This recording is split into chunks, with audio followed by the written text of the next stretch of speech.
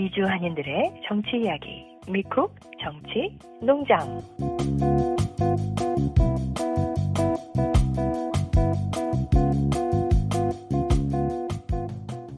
2025년 1월 29일 수요일 제419화 미주한인 우리 세상 지금 시작합니다. 안녕하세요. 아리조나의 태바위입니다. 안녕하세요. 노스캐롤라이나의 김 사장입니다. 예, 안녕하세요. 노스캐롤라이나 캐리의 유 작가입니다. 반갑습니다. 아유, 네. 오늘이 설인데, 2025년 설인데, 이렇게 또 우리가 만났습니다. 우리 떡국은 드셨는지요? 네, 잘 먹었어요. 아, 그러셨어요. 김 사장님은요? 저는 1월 1일 날 떡국을 먹고, 왜냐면 저는 시골에 살기 때문에 네. 1년에 2번 떡국 먹는다는 건 사치예요. 어머, 그래서 어머. 1월 1일 날 한 번 먹기 때문에 지금은 그냥 기분만 내면 됩니다. 기분만 내면. 그래도 우리 1월 1일 설이랑 지금 또 설하고 다르죠? 분위기가 다르죠. 예. 그때 거의 울 것 같은 분위기였는데 지금은 그래도 조금 마음의 여유가 생기는데 예, 그때는 날씨도 춥고 한국의 상황도 너무나 암울했고 지금은 맞아요. 날씨도 조금 풀렸고 한국의 상황도 많이 나아졌고 그러니까 마음도 좀 풀리고 예, 그렇습니다. 예. 네, 그리고 덕담 한마디씩 하겠습니다. 우리 새해니까. 자, 유 작가님. 예, 시청자 여러분 모두 건강하시고 복 많이 받으시고요. 한국 사정이 반란 세력이 다 정리가 돼가지고 그러니까 한국에 계신 분들도 모두 복 많이 받으시길 기원합니다. 네. 네, 김 사장님도요. 지금 매우 추웠다가 이제 날씨가 풀리고 그러니까 그냥 기분이 너무 좋아요. 이런 식으로 봄날에 날씨가 풀리듯이 모든 일들 다 잘 풀리고 안정화되고 이제 새로 도약하는 그런 한 해가 되었으면 합니다. 네. 자, 2025년 1월 한국갤럽의 최근 여론조사를 분석한 결과 18세부터 29세의 남성 중 40%가 보수라고 밝혔습니다. 흔히 보수하면 높은 연령층이라고 생각하는 게 일반적이잖아요.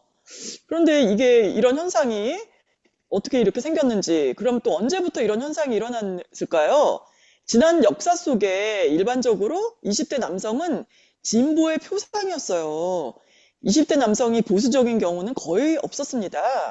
4.19 혁명, 6월 항쟁 등 민주화 운동의 적극적인 주체였고요. 또 2002년 노무현 당선 및 열린우리당 창당 당시에도 가장 든든한 우군이었어요. 그러나 2010년대부터 점진적으로 아주 조금씩 20대 남성의 보수화가 되다가 문재인 정부 출범 이후 2대남이라 그러죠. 20대 남자들. 2대남의 그 진보층 이탈 및 보수화 성향이 공고해지기 시작했습니다. 한국학중앙연구원 디지털 인문학 자료에 따르면 2020년 총선 때는 20대 남성의 보수 지지율이 41%였대요.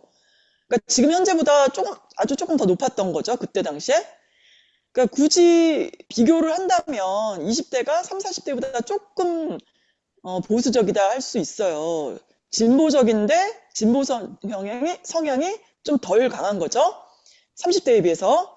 근데 그거는 이해가 돼요. 30, 40대는 뭐 여성 운동을 하면 여성 운동에 대한 또는 그 노동 운동에 대한 민주화에 대한 그런 뭐 사회적인 장애를 극복하기 위해 저항을 해온 세대이기 때문에 진보 성향이 강하고 또 20대는 그들의 자녀이기 때문에 젊은 시절 저항을 하거나 하지 않았기 때문에 조금 진보성이 덜 강하다 이렇게 말할 수가 있지만 20대가 보수적이다 이러는 거는 우리나라나 외국이나 있을 수가 없는 일이에요. 그렇지 않나요?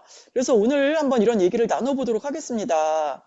이 얘기를 하기 전에 먼저 지금 여당을 보수라 하고 또 현재 야당을 진보라고 하는데 이게 맞는 말인가요? 김 사장님? 어떻게 생각하세요?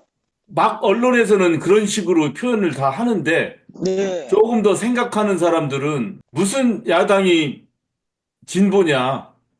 왜냐면은 그 사람들이 무슨 지금의 자본주의 경제 체제나 이런 거를 다른 걸로 바꾸려고도 하지도 않고 오히려 그냥 지금 있는 거를 그대로 지키려고 하는데 야당은 전혀 지금 사실은 진보가 아니다. 오히려 보수 세력이다. 이렇게 얘기하는 사람들이 많죠. 네. 유 작가님은 어떻게 생각하세요? 국진당 그쪽 윤석열 일파 네, 다 보면 친일 부역자들이 후손들이잖아요, 대체적으로. 맞아요. 부모나 그 조부모나 그 조상들 보면 그 이 사람들은 이제 그렇게 추악한 짓을 그 민족하게 해왔으면서 좋은 이름을 좋은 용어를 다 갖다 자기들한테 붙여요. 그래서 보수도 원래 긍정적인 의미인데 그러니까 긍정적인 의미니까 자기네 갖다 붙였죠. 자기들을 이제 보수라고 부르고 요즘에 법원 난입하고 파괴하고 이런 사람들을 그 저항권, 국민의 저항권이라고 그렇게 저항권이나 좋은 말을 갖다가 자기 그 붙이잖아요. 그 단어를 오염시키는 거지. 그래서 그 김 사장님이 말씀하신 것처럼 지금 그 여당 지금 국진당 그쪽은 보수가 아니죠. 원래 의미의 보수가. 그러니까 뭐 잘하면 극우나 아니면은 정말 그 반민중적인 그런 사람들이지 원래 보수하고는 거리가 멀죠. 예. 네, 맞습니다. 그러니까 우리가 지금 야당을 진보라고 하고 또 현재 여당을 보수라고 하니까 야당을 찍으면 진보 지지자고 또 여당을 찍으면 보수주의자다 이렇게 하는데 그거는 사실 잘못된 것 같아요. 여당이라고 보수도 아니고 또 민주당이라고 해서 진보도 아니라고 생각돼요. 왜냐면은 두 개만 이렇게 놓고 비교를 하면 그래도 이쪽이 조금 진보 성향이 강하고 또 저쪽이 조금 보수 성향이 강하다 이렇게 말할 수는 있지만 기본적으로 세계적인 기준에서 보면 둘 다 보수 성향인 거죠. 그래서 우리와 지금 적대 관계를 맺고 있는 북한을 보면 한편에서는 우리와 통일을 해야 될 대상이잖아요. 이 북한이란 존재는 우리에게 안보적으로 현실적으로 최대의 위협이면서 동시에 우리의 미래의 하나의 나라로 통일을 할 수 있는 유일한 대상입니다. 그러니까 북한에 대해서 이중성을 갖고 있다는 거죠. 그러니까 북한을 적대적으로 볼 것이냐, 약간 포용적으로 볼 것이냐, 이 차이가 있는데 이걸 가지고 진보다 보수다 하는 거는 전혀 맞지가 않는 것 같아요. 이걸 갖고 뭐 친북이다, 반북이다 이렇게 하는 것도 맞지가 않는 것 같고요. 또 북한을 조금 위협 세력으로 본다고 해서 반통일 세력이다 이렇게 하는 것도 맞지가 않고 또 북한을 조금 포용해서 뭐 협력해서 가자 이렇게 한다고 해서 친북이라고 하는 것도 전혀 맞지가 않는 기준인 것 같아요. 그럼 이게 다 뭘까요? 예, 정치 프레임 같아요. 그러니까 상대를 공격하기 위한 수단으로서 그렇게 프레임으로 하는 것 같아요, 저는. 예. 아까 세바님이 준비해온 자료, 네, 그거를 제가 한번 잠깐 봤거든요. 네, 그럼 여기 보시면은, 진보, 보수 이렇게 나누는 것 자체, 설문 자체도 어쩌면 별로 그렇게 큰 의미가 없을 수도 있어요. 맞아요, 개념 맞아요. 자체도 애매모호한 데다가, 네, 20대, 30대가 솔직히 먹고 살기 바쁘고 지금 그 사람들 공부해야 되고 취직해야 되고 렌트비 내야 되고 이런 일에 바쁜데 뭐 설문조사 한다고 그래서 뭐 진보 보수 한다고 그래서 진짜 신중하게 자기가 막 대답하고 이러는 것 같지가 않아요. 보세요. 맞아요, 네, 이렇게 예를 들어 2017년 3월 같이 뭐 국정농단 박근혜 그런 거 있을 때는 진보가 53%, 보수가 8% 이렇게 대답 나오잖아요. 갤럽에서 네, 네, 조사한 거. 그런데 최근 같은 경우는 이제 그것이 많이 약화됐죠. 어. 그렇죠. 그래서 그 정치 상황에 따라서 질문 자체가 예를 들어 지금 같은 경우도 질문이 비상계엄 한 거는 범법이고 잘못된 거잖아요. 그렇죠. 범법되고 잘못된 거를 잘못이라고 얘기하는 것이 진보고 범법을 했어도 괜찮아라고 해서 이게 보수고 이렇게 나누는 것 자체가 어불성설이죠. 어불성설. 맞습니다. 예. 맞아요. 네, 그래서 그래서 진보, 갤럽 이 연구 조사 자체 그 의미가 조금 나는 이상하다고 생각해요. 그러니까요. 네, 그런 그래서 모든 지금, 전후 상황을 얘기하지 않고 너 보수야 진보야 뭐 이렇게 얘기하면 보수 진보의 개념 자체도 애매모호한 상태에서 그렇죠. 대답하는 걸 가지고 야 젊은이들이 보수화됐다 이렇게 하는 건 좀 그렇고 맞아요. 예, 그러니까 이런 통계들이 나오는데 정말 그러면은 진보는 무엇이고 또 지금 보수는 무엇이냐 이거부터 지금 정리를 해야 되는 거거든요. 그리고 그게 정말 맞는지 그거거든요. 그래서 지금 또 일본 같은 경우 좀 보세요. 일본 같은 경우도 과거에 식민 지배를 그 우리나라에 했잖아요. 그렇기 때문에 우리한테 상처가 있어요. 그렇지만 그런 일본이라도 미래의 이익을 위해서 조금 더 협력적으로 가는 게 낫겠느냐, 아니면 과거사에 대해 좀 더 분명하게 사과를 하고 그런 자세를 갖도록 우리가 일본에 대해서 독려를 하는 게 낫겠느냐, 이 차이거든요. 일본에 대해서도. 근데 이 차이를 갖고 또 조금 일본하고 관계를 개선하자, 뭐 이렇게 하면 친일 매국이다, 이렇게 말하고, 또 일본으로부터 조금 더 과거 식민지에 대해서 우리가 조금 더 원칙적으로 사과를 받아야 된다, 이러면 또 반일이라 그러는 거예요. 물론 실제로 반일이 있고 친일이 있습니다. 확실하게.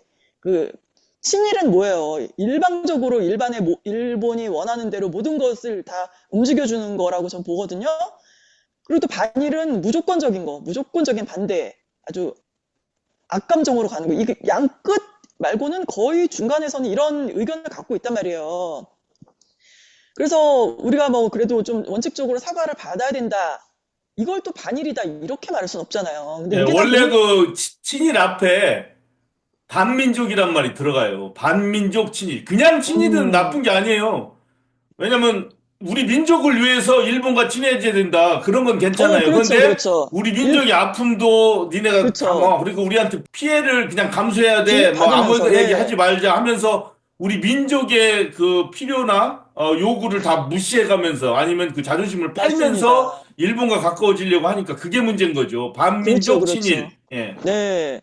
물론 그렇게 극단으로 가는 그런 건 굉장히 위험하지만 대부분의 사람들이 이런 의견은 다 갖고 있고 우리가 사과를 받아야 되지만 또 일본과 척을 져서는 안 된다라는 걸 다 갖고 있단 말이에요. 그렇다면 그 아주 미세한 걸 가지고 뭐 반일이냐, 친일이냐, 보수냐, 진보냐 이렇게 나눈다는 게 너무 의미가 없다는 거죠. 이게 다 정치 프레임이거든요. 그리고 또 미국만 봐도 그래요. 미국 같은 경우 어때요, 유 작가님? 어떻게 생각해요?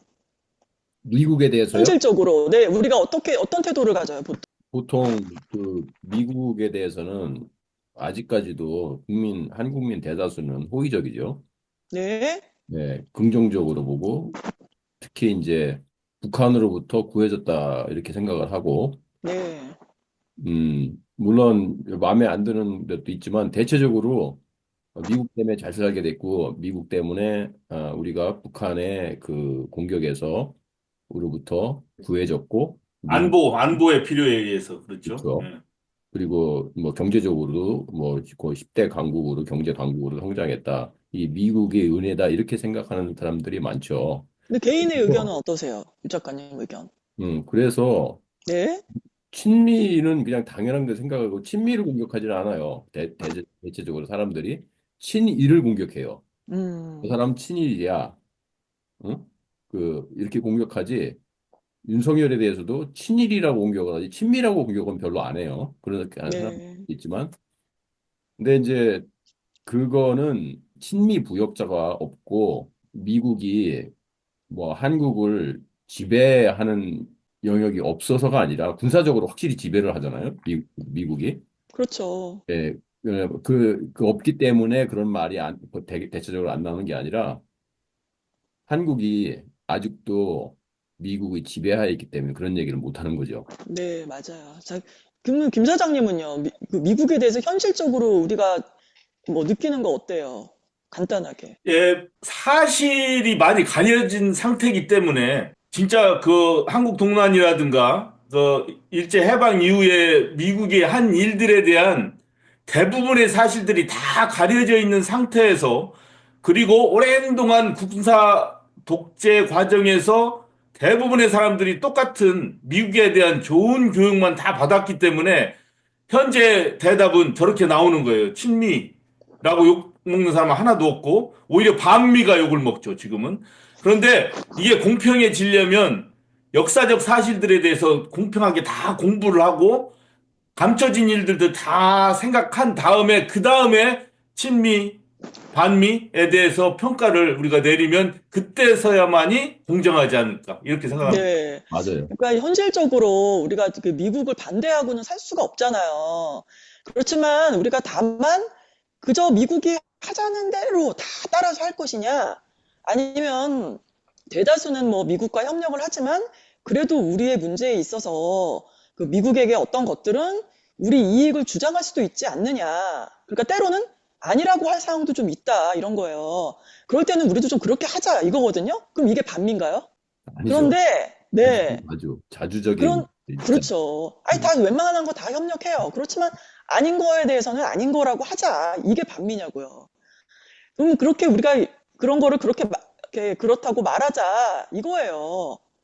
그리고 또 미국하고 협력 관계를 가자고 한다면 친미. 그리고 그러니까 이런 건 다 상대를 공격하기 위한 이런 정치 선전에 불과한 거예요, 결국에는.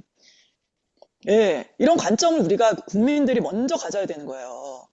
이게 이런 관점으로 우리가 이제 지금 보수다, 진보다 이렇게 나누는 것 자체가 굉장히 의미가 그렇게 크지가 않다고 제가 느끼거든요. 예, 그렇죠. 사실 그런 질문 자체가 이렇게 보세요. 이제 사람 사이도 마찬가지예요. 진짜 물어보는 대상한테 그 사람의 말을 진짜 존중하기 위해서, 아이고, 당신은 미국이 좀 어떻다고 생각하세요? 아, 그럽니까? 존중하면서 들으면 괜찮아요. 근데 대부분의 한국 사회에서 이런 질문 자체, 친일이냐, 친미냐, 이게 서로 싸우기 위해서 물어보는 거거든, 그게. 아, 정치적 이놈 봐라, 너 플레이예요, 친미라고, 완전히. 너 예. 반미라고 그랬어? 너 나쁜 놈. 너 친일이라고 그랬어? 그러니까요. 이게 이제 이 아우, 질문을 하는 분위기 자체가 서로를 싸우기 위한 분위기에서 지금 이런 여기서 벗어나야 논쟁을 돼요. 하니까, 네. 예. 여기서 그러지 벗어나야 돼요, 말고 우리도. 진정으로, 아, 너 친일이냐? 왜 너는 친일이냐? 나는 반미인데 왜 반미냐면 이렇고 이렇고 그래. 아, 그러냐? 그럼 우리가 그럼 거기서 어떻게 우리가 잘 살려면 어떤 결론을 내려야 되지? 이런 분위기라면은 괜찮아요. 그런 설문조사는. 예. 네. 자, 그러면 이제 일단 뭐 보수냐, 진보냐, 친일이냐, 친미냐, 뭐 반미냐, 이거 자체가 조금 굉장히 지금 그래요. 되게 좀 그러니까 편가르기식이죠, 그거. 네, 이거는 사실 의미가 그렇게 없어요. 예. 아, 다 협력은 하되 요거 정도는 좀 그래. 이거 좀 생각해 보자. 이게 왜 반미냐고요. 그러니까 이건 사실 정치 프레임이에요. 싸움을 붙이려고. 공격하기 위한, 예, 그렇죠. 공격하기 위한 수단이죠. 그렇다면은요, 우리가 왜 2020년부터 본격적으로 지금까지 20대 남성, 그러니까 2대 남들이 보수 성향이 높아진 걸까요? 2020년도부터 지금 제가 이렇게 또 조사를 해보니까 예, 2020년도부터 급격하게 갑자기 늘어나 버렸어요. 예. 지금보다 더 보수의 그 지지를 하는 20대 남성이. 이거는요, 그 진보 보수의 개념이 아닌 것 같아요. 왜냐면은 젊은이들 보면은 그 요즘에 직장 구하기가 얼마나 어려워요. 뭐 어제 오늘의 일이 아니잖아요. 뭐 최근 몇 년도 아니고 계속 힘들었단 말이야. 여러 가지 스펙도 쌓고 또 공부도 열심히 해서 시험 치고 직장 들어가려고 하는데 이것도 굉장히 어려운 일이란 말이에요. 경쟁도 얼마나 심해요. 근데 이 기성세대는요, 옛날식으로 한다는 거죠. 그 우리 윗세대에 보면 어때요? 옛날에 뭐 그 친척 중에서 한 사람이 출세해서 뭐 서울에 좀 높은 자리에 앉거나 하면 어때요? 그 지역에 있는 사람들, 뭐 친척들 다 연결시켜서 일가 친척들이 막 취직시켜주는 거 이런 게 미덕이었잖아요. 그런 일 많았죠. 근데 그게 그 나쁜 게 아니고 다 그렇게 해서 덕보고 또 촌사람들이 그런 그 한 사람 때문에 서울까지 올라오고 뭐 이렇게 살았단 말이에요. 우리가 옛날에는. 그런데 지금은 그게 미덕이냐고요. 그거는 이제 불공정에 들어가거든요. 그러니까 그 당시 그 문재인 정부 때 그런 걸 그 불공적이다, 적폐다 엄청나게 비판을 했단 말이죠. 그랬기 때문에 그런 사람들한테 지지를 받아서 정권을 잡았거든요. 그런데 그런 거를 공정하게 한다고 그렇게 강하게 주장을 하니까 이제 그 젊은이들이 특히 그걸 굉장히 지지해줬단 말이에요. 그런데 알고 봤더니 어때요? 이 사람들도 뭐 불공정한 거예요. 뭐 기득권 세력은 아닌데 뭐 공부를 잘해서 변호사 되고 의사 되고 이렇게 성장한 신흥 귀족같이 올라와서 강남 살면서 의식은 막 비판적이란 말이에요. 그러는데 자신들이 하는 행위는 부를 누리고 사회의 기득권은 다 누리고 막 이런 형태에 대해서 뭐 나이 든 사람들은 뭐 그렇게 큰 비판 의식이 없는 거예요. 근데 이걸 보고도 또 뭐 부모인데 어떻게 자식을 가만 놔두냐, 어떻게든 소개시켜서 뭐 인턴도 시키고 취직도 시키고 그게 뭐 욕먹을 일이냐 뭐 이런단 말이에요. 그래서 사회적인 그 일반 룰이다 관행이다 뭐 정도로 이렇게 보는데 젊은 세대들은 이거를 어떻게 보냐고요. 그게 관행이지만 법으로 하게 되어 있지 않고 또 이 사람들 특히 그 정부에서는 특히 공정성을 더 주장을 한 사람들이란 말이에요. 그런데 거기에 대해서 반성하기보다는 뭐 법률적으로 뭐가 문제냐, 관행이다. 이런 식으로 하니까 이게 젊은이들이 굉장히 기분 나쁜 거죠. 그래서 젊은 층 그 야당 이탈이 불공정, 이것 때문에 첫 번째 원인이라고 봅니다. 예, 저는 여러 가지 같이 생각해야 돼요. 예를 들어 뭐 일제시대, 뭐 광주에서 고등학생들이 먼저 시작해가지고 항일 운동을 하고 막 그러지 않습니까? 젊은 네, 사람들이 20대들 아닙니까 다. 네네네. 그렇게 사회가 이제 어려운 시기, 이승만의 독재 이거를 이기기 위해서 20대가 먼저 나서죠. 그렇게 독재 시대, 맞아요. 예, 그랬죠. 강점 시대 이런 때는 당연히 분연히 떨쳐 일어나는 20대들이죠. 그러면 그 사람들이 당연히 민주적이고 진보적인 사람이 될 수밖에 없는 거죠. 그 사람들은. 그런데 이제 그런 요소들이 없어졌어, 다. 예를 들어 문재인 정부나 노무현 정부처럼 그때 게다가 이제 이 20대들의 숫자가 줄어들었어요. 그리고 한 가정의 자녀 수가 뭐 한 명, 두 명 자라잖아요. 굉장히 귀하게. 네네. 그러니까 이 사람들은 자랐는데 무슨 뭐 일제가 우리를 지배하는 것도 아니고 군사 독재가 우리를 지배하는 것도 아니에요. 그럼 이 사람들의 맞아요. 눈에는 그럼, 취업을 그렇죠. 해야 되고 좋은 대학을 가야 되고 뭐 이것만이 해외여행을 가야 되고 배낭여행을 가야 되고 이게 더 관심사예요. 집을 얻어야 되는데 그런데 집값이 되게 비싸? 그러면은 꼭 그 현 정부가 뭐 민주정부든 보수정부든 상관없이 반대하죠, 이 사람들은 당연히.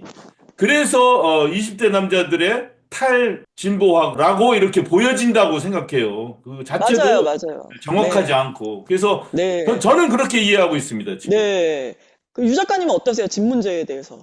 저희 그 오촌 조카들이, 특히 이제 남자애들이 그냥 보수가 아니라 일베가 죄다 일베예요.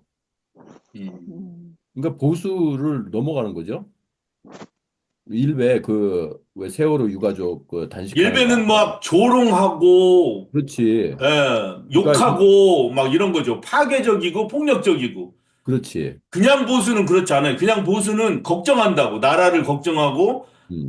우리가 안전하게 다 잘 살아야 네, 네, 되는데, 우리 네. 민족이 잘 돼야 되는데, 이게 이제 보수고, 그게 문제가 깔려 일베는, 있어요. 네. 일베는 공격하는 거예요. 네, 공격하고, 네. 화풀이하고, 인간, 폭력적이고. 예, 인간에 대한 어떤 존중이나 맞아요. 별로 음. 애정이 없는 거예요, 이 사람들은. 음. 그 유가족들 그런 어떤 그 일말에 공감도 못하는 거죠, 아, 유가족에 그러니까요. 대해서. 심각해요. 그쪽 생각해요. 왜 그렇게, 그러니까 뭐 저희 오촌 조카들이 뭐 특별한 어떤 그런 어떤 뭘 받을 게 없거든요. 그 집안을 다 아니까 제가 그런 게 음. 없어. 근데 얘네들이 어떤 경로로 그 일배에 빠져들게 됐는지는 어. 모르겠는데 말하는 거 보면 그거예요. 근데 그래서 왜 그러지? 근데 이제 이대남들의 그 통계를 보니까 그렇구나 이런 생각이 들어가는데 이해는 안 가요. 왜 그러는지. 음. 그러니까 뭐 김 사장님 말씀하신 극심한 그 불평등, 뭐 경제적 불평등, 뭐 사회적 불평등 이런 거에 대한 반발로서 이제 그렇게 나름대로 돌파구를 찾은 게 그건지 뭐 여기서 이제 많은 트럼피들도 그렇잖아요. 미국에서도. 그렇게 자꾸 이렇게 위기감을 느끼니까 이제 트럼프가 그렇게 선동에 넘어가는 것처럼 이 이대남들도 그런 그 정치 특히 이제 국진당 쪽에 사탕 발림에 넘어가지 않나. 이게 민주당이 정권 잡았을 때 그걸 많이 실망을 하고 국진당 쪽에서 그 사탕 발림하면 거기에 많이. 근데 그것만 가지고도 이해가 안 가요. 그렇다면은 그냥 단순히 보수일 텐데 왜 일베 쪽으로 그게 그러니까 그거는 좀 더 그리고 내 생각에는 알아봐야 될 것 아까 같아요. 얘기했듯이 이제 막 나쁘게 얘기하면 좀 이기적이 돼 있어요. 좋은 얘기로는 자기중심적이 돼 있어요. 왜냐하면 음. 독재 시대나 일제 강점 이런 때는 나보다는 우리 민족, 우리 가족 뭐 이런 일이 있으니까 젊은이들이 먼저 들고 일어나고 네. 그런 의식이 있잖아요. 공동체 의식 네, 이런 네. 게. 근데 지금은 그게 아니에요. 그 핵가족에서 고이고이 자란 딸 아들들이잖아요, 다. 그래서 내가 손해 보는 거를 먼저 생각하는 거예요. 맞아요. 내가 그래서 손해. 그게 이제 예, 그게 또 그런 면도 네, 내가 나와요. 손해 보네. 그러니까 욕 나오는 거죠. 욕 네, 나오고 그렇죠. 세상 탓하고 네. 비아냥거리고 날카롭게 그것도 멋있게 보이는 거예요. 욕을 네. 팍 해버려야 스트레스도 풀리고 남들이 아 쟤는 조금 쌈박한 것 같은데 뭐 이러면서 이게 유행이 돼버리는 맞아요. 게 아닌가. 네네. 그런 면도 있고요. 또 지금 일단 다시 또 집 문제에 대해서 또 다시 이제 돌아와서 얘기해 보면은 그 한국에서 집 구하기가 굉장히 어렵잖아요. 집값도 너무 높고 그러니까 이제 부동산 가격이 너무 치솟아서 젊은 사람들한테는 집을 가질 희망이 없어져 버렸어요. 거기다가 또 알고 보니까 어? 정보를 가진 사람들은 온갖 사전 정보를 가지고 또 투기를 한단 말이죠. 그러니까 이런 정황들이 보이고 또 부동산 문제는 문제가 없다. 뭐 그 당시에 대통령이 나와서 뭐 얼마나 그랬어요? 근데 이 부동산 문제 해결 다 하겠다고 했는데 결국에는 해결이 전혀 안 되었잖아요. 이런 데서 좀 저항이 있지 않느냐는 거죠. 그래서 공정성에 대한 민감한 반응, 즉 예민성이 20대가 더 강하다. 이렇게 보는 거죠. 그렇다면은요, 또 여자들도 있는데 왜 남자가 더 심할까요? 남자가 더 심한 이유가 뭘까요? 제가 먼저 얘기를 드릴게요. 우리 어릴 때 봐봐. 저 어릴 때만 해도요, 남녀 평등이 좀 이렇게 나아졌다 해도, 좀 아니었거든요. 근데 저 세대, 윗세대는 어땠겠어요? 남녀 평등 없었거든요. 그래서 집에서 아들, 딸 대우가 완전 달랐어요. 그러니까 뭐든지 아들이 먼저고, 딸들은 거의 찬밥 신세였거든요. 학교 공부시키는 것도 남자가 먼저 이제, 대학을 보내고, 또 여자는 고등학교밖에 안 보내고, 아, 태바님 좀 세대가 가난한, 그랬어요, 정말? 아니, 저 세대 때는 아니지만 바로 윗세대는 그랬단 바로 말이에요. 윗세대, 그렇죠. 드라마 같은 거 봐봐요. 그거 뭐야. 그거, 귀남이 뭐야, 그거. 그런 드라마 그러면 보면 대학 보내려면 아들 먼저 보내죠. 돈이 모자랄 때는 네. 딸은 참아라, 그렇게 되고. 그래도 우리 때는 그래도 이제 많이 또 이제 평등해졌거든요. 우리 때 예. 평등해졌지만 우리 바로 윗세대는 또 보니까 아니더라고요. 저희 네. 이모들 뭐 이렇게. 그래서 딸들이 뭐 보니까는 공장 가서 돈 벌어오고 막 힘들게 번 돈으로 오빠 남동생 먼저 대학 공부시키고 뭐 막 이랬잖아요. 가난한 집에선 또 막 이렇게 예, 했단 말이에요. 최수종, 김희애 그 그러니까 드라마 아들과 그걸 딸들. 아들과 딸들 예, 그거 어. 참고하시면 되겠네요. 예. 얼마나 그거 진짜 막 저도 막 발끈해갖고 봤는데 화내면서 신경질 내면서 봤는데 예. 그래서 이런 한강, 경험이 있단 말이에요. 한강 소설 네, 소년이 온다 거기서도 그러니까 아, 누나가 맞아요. 예. 어, 누나는 공장 다니고 네. 동생은 학교 보내고. 예. 우리 한국에 그게 전반적인 그런 일이었어요. 다 평범한 일이었단 말이에요. 근데 이런 걸 경험했기 때문에 그 여성들의 권익에 대해서 이제 그래도 그때 당시에 그 예전에 남자들은 좀 조금 양심이 있는 거예요. 그런데 요즘 20대는 어때요? 집에서 자랄 때는 학교 가서 뭐 남자라고 특혜받는 거 없잖아요. 그쵸? 오히려 군대 가는 거는 옛날이나 지금이나 똑같고 또 남자만 의무가 되어 있고 또 경쟁은 여자랑 똑같이 해가지고 여자들이 전부 다 1등 해버리고 고시 공부하면 막 여자들이 더 많이 붙고 사관학교 가면 또 여자들이 다 1등 한대요. 많이. 이렇게 바뀌었단 말이에요. 근데 아직도 뭐 여성 젠더 이슈가 있는 거예요. 사회는 이렇게 바뀌었는데 현실적으로 여성 젠더가 또 문제가 있는 거예요, 또. 그리고 또 예민한 게 뭐냐면 그 남녀 둘이 사귀다가 막 무슨 문제가 되잖아요? 그럼 전부 남자가 잘못이고 남자는 뭐 잠재적인 성범죄자다 뭐 이런 취급을 받는 거예요, 이제. 요즘 20대 남자들이. 그러니까 이런 거에 대해서 기성남자들은 사실 지은 죄가 조금 있으니까 불만이 있어도 어느 정도 그 여자들 차별한 것도 보고 막 이랬잖아요. 예전 기성세대 남성들은. 그러니까 수용을 해요, 또 그런 문제를. 그런데 현재 20대 남성 입장에서 봐봐요. 그럼 어때요? 자기네는 특별한 잘못도 없는데 이렇게 도매급으로 막 대우받는 거, 또 그런 정부 정책들에 대해서 저항이 더 심한 게 아닌가 하는 거죠. 그러니까 여성들보다. 그러니까 2020년부터 20대 남성은 야당 지지나 그 당시의 정부에 대한 거부 반응이 가장 높았던 것이 이제 지금까지 이어져 내려온 것 같아요. 네. 네, 그래서 이거를 하나의 현상으로 이렇게 보여지거든요. 근데 미국에서 봐도 어퍼머티브 액션 같은 것이 참 민주, 인권, 평등 이를 부르짖을 때 만들어졌던 이러한 제도들이 지금 계속 역차별이다 그러면서 없어지잖아요. 또 마찬가지죠. 트럼프가 그저께 내린 거, 그 DEI, Diversity, 뭐 Equal 네. Opportunity 그런 인종 다양성, 뭐 평등 때문에 고용했던 그런 연방 공무원들 다 지금 나가게 하잖아요. 네. 휴가 보내게 하고 이런 식으로 다시 되돌아가는 거죠. 보수화.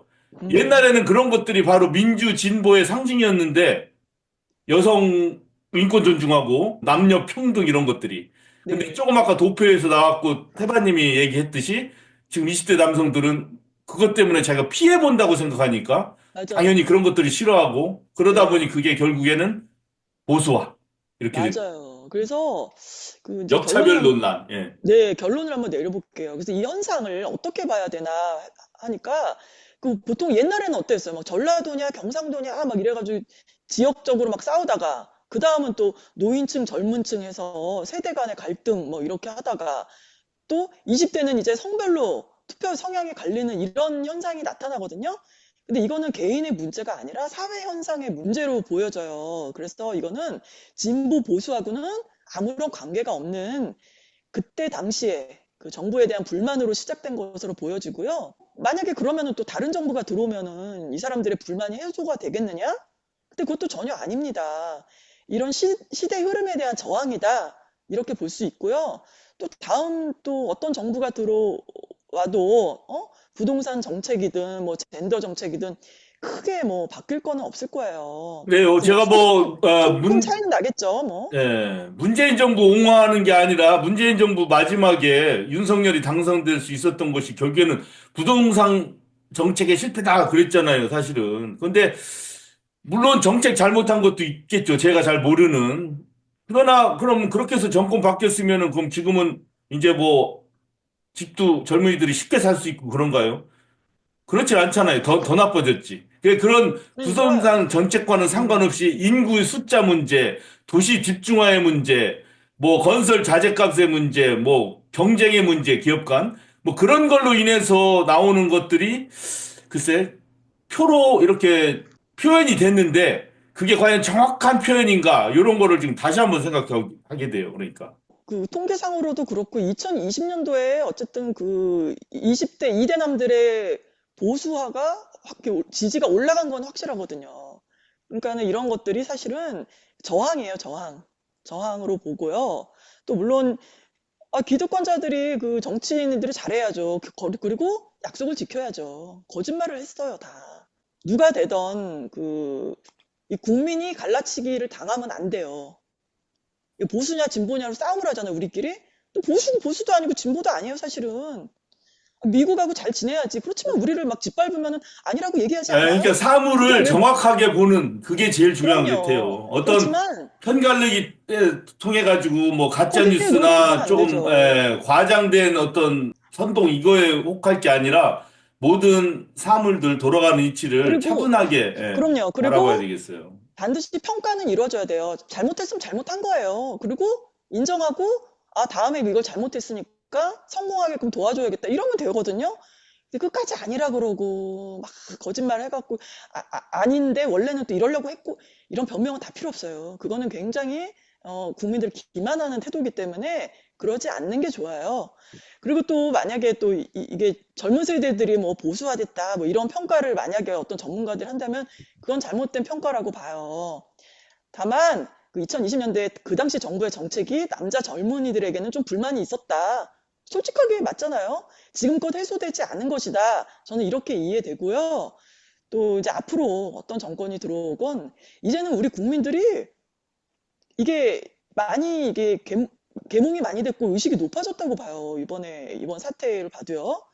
그러니까 이제는 좀 솔직하고 담백하고 이런 정부가 들어왔으면 좋겠어요. 자, 그럼 우리 마지막으로 우리 윤석열 빵에서 지금 설을 보내고 있나요? 우리 영상 메시지 하나씩 보냅시다. 유 작가님부터. 그 윤석열 씨, 그 왕자 쓰고 나오고 여태까지 언행을 보면은 본인이 왕이라고 생각했죠. 지금 21세기에 18세기 말에 짐이 곧 국가다 했던 루이 16세가 국민의 반발에 의해서 교수대에서 처형당했죠. 최영명에서 네, 맞아요. 네. 21세기에 당신이 짐이 곧 국가다. 이런 태도를 가지면 당신은 교수의 최애야 마땅합니다. 아유, 경고하려고 그냥 군대 조금 보냈지. 무슨 내란이 무슨 내란입니까? 2시간짜리 내란이 어딨어요. 군인들이 그냥 바로 그냥 되돌아갔잖아요. 이렇게 참 손바닥으로 하늘을 가려도 유분수지. 그런 식으로 얘기하는 자기 자신의 모습을 또 깜빵 안에서 좀 1초라도 생각 좀 해봤으면 좋겠어요. 사람에 대한 근본적인 회의가 들어요. 아무리 법정에서 자기 죄를 좀 줄이기 위해서 하는 그런 주장인지는 모르겠지만, 인간이 저럴 수가 있나, 나도 같은 인간인데, 그런 생각이 듭니다. 그래서 다른 분들처럼 안에서 계시니까 이제 술도 좀 덜 드실 거고, 생각을 좀 많이 해서 저는 성원합니다. 이제 거듭난 좋은 분으로 좀 태어나서 우리나라에 이렇게 악질적인 사람도 개과천선을 할 수 있다는 걸 한번 보여줬으면 좋겠습니다. 그게 엄청난 덕담입니다. 제가 윤석열 씨에게 보내는. 너무 불가능한 거를 너무 요구하신 것 같은데. 네. 그렇게 될 때까지 계속 있어야지 뭐. 깜빵이 그렇죠. 나오면 안 있든지. 되지. 예. 그래서 여기서 그게 감옥의 참된 의미입니다. 네. 윤석열 씨한테는. 저도 하겠습니다. 대통령의 첫째 임무는 헌법을 제대로 준수하고 헌법 가치를 잘 실현하는 것이다. 라고 윤석열이 2022년 4월 26일 그 무슨 민생 현장 방문에 가서 한 말이래요. 취임 후에도 윤석열은 헌법 가치란 말을 아주 달고 다니다시피 했다죠? 자, 근데 윤석열 씨 이제 그만하세요. 아주 정말 지긋지긋합니다. 네? 자, 너무너무 지겨워요. 당신이란 사람. 이제 그만하시고 제발 당신이 한 짓에 대한 법의 심판을 달게 아주 고맙게 받길 바랍니다. 오늘 저희가 준비한 소식은 여기까지입니다. 저희는 다음 주에 뵙겠습니다. 즐겁고 편안한 주말 보내십시오. 함께해 주신 여러분 고맙습니다. 새해 복 많이 복 많이 받으세요. 받으세요.